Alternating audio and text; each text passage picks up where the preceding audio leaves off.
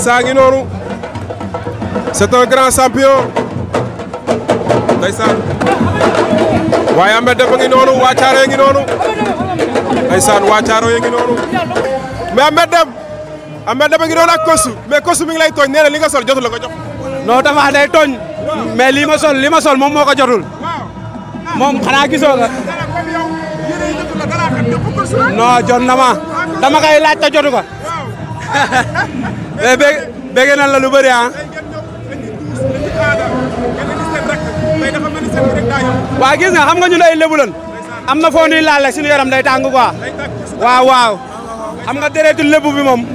day gaaw a yëngatu mais nag sant yàlla Baye Mandione numéro 2 Baye Mandione junior jaral nañu ko quoi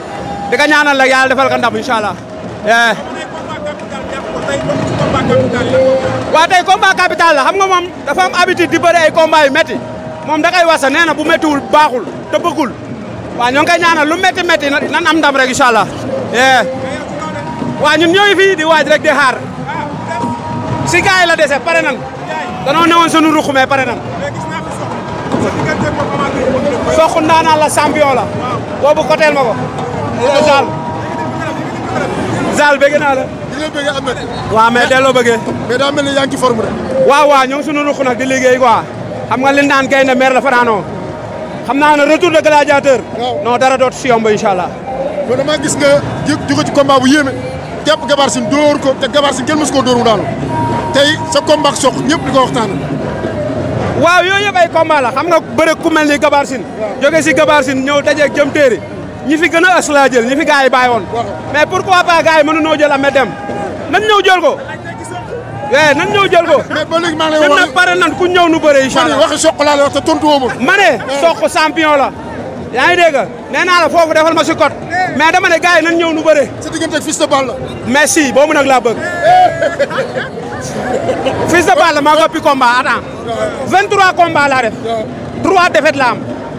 amul mbër bu ma gën a baax palmarès xanaa kay dama amagul wërsëg si lamb yaa ngi comprendre Fils de Balla bu ñëwee ma may ko chance daa mel ni boobu mooy plat préféré boobu moom laa bëgg bu ñëwee ma may ko chance amul problème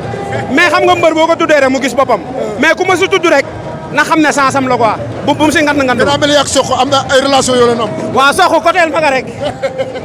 sa champion bi jaajëf ndeysaan maa ngi biir ci mukaayu waa Thiaroye waaye Issa ngi noonu c'est un grand champion Issa Pouye la facerie de Thiaroye l'homme des grands événements le phénomène de la lutte traditionnelle le penseur qui met KO le Caïman de Thiaroye siyaar naa la. waaw Issa bi nu ma doo ngi nii taw barke Rasulullaay champion baa ngi nii kan du moom sama jaay champion baa ngi nii Tapha Tine waaw mais lamb ji gars dama ñooy lamb ñin Thiaroye ñooy lamb Thiaroye di nuyu waa Thiaroye képp di nuyu sama rakk yi Talla Cheikh Thiar booy yëpp maa ngi nuyu ak Tafa ak ñu Ahmed Deme ñëpp ak ñu boobu ko gars yëpp maa leen siyaare Thiaroye ñooy lamb Thiaroye kon danañ gars yi gëstu quoi ñu dala wax ci lamb ñin kenn mënu fee génn kenn si mbéréw neex si fa neex barke Rasulullaay non ñu may wax Bébé Saloum mais ñu may wax Bébé Saloum ñu ma koy wax ak kii tamit booy bi dama Liu Ndiago booy dama Liu Ndiago foog naa ñu ma koy wax yaa ngi dégg ñu bàyyi na pour ñëpp daal yaa ngi dégg bàyyi na pour ñëpp képp ku lamboo rek état bi d'accord bàyyi na fu bëre ñoom waaw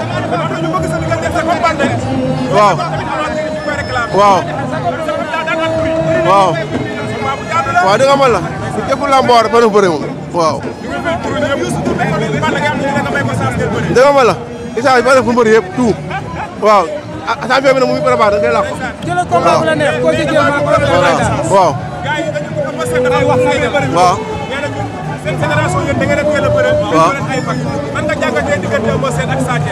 man la la waxoon naa leen Sa Thiès jëlee ku la Eumeu Sène day ñàkk laa waxoon naa leen ko Eumeu Sène mën naa daan ku ne ko xool da Tapha Tine fii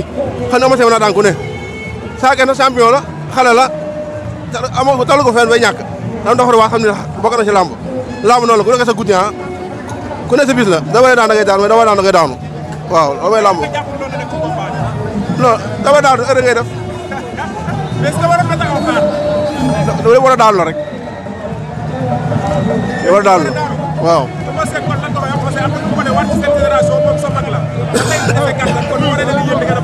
Ama Sène lamb da cee bokk te Ama Sène gën a dugg si lamb léegi Ama Sène mën naa bëre lu bëri bu bëgg foofu yaa ngi dégg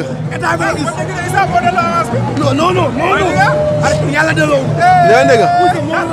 man daal ñu ngi préparé ma kii daal ñu koy wax quoi ma kii Saloum kii mu waay Bébé Saloum Boussa maa moom du combat moom loolu combat du combat quoi vraiment moom du combat loolu waaw lamb ñu neex maa wax waaw maa bëgg daal Fouta production bu dëgg combat wala benn promoteur mu dëgg quoi waaw non laay dama fee bu baax mais man dama fee bëri damay bëri Ndiaga ma xam ne man am problème boobu mais yow yaay Ndiaga Sarr kenn du yow si réew mi yow am na jàmm rek waaw yokk ni ñëwee Touba jaajëf di ñaan fi réew mi jàmm waaw incha allah rabi waaw maa ñaan tamit sama rakk Pape yàlla may ka ndam man ma mi dina am combat léegi rek jaajëf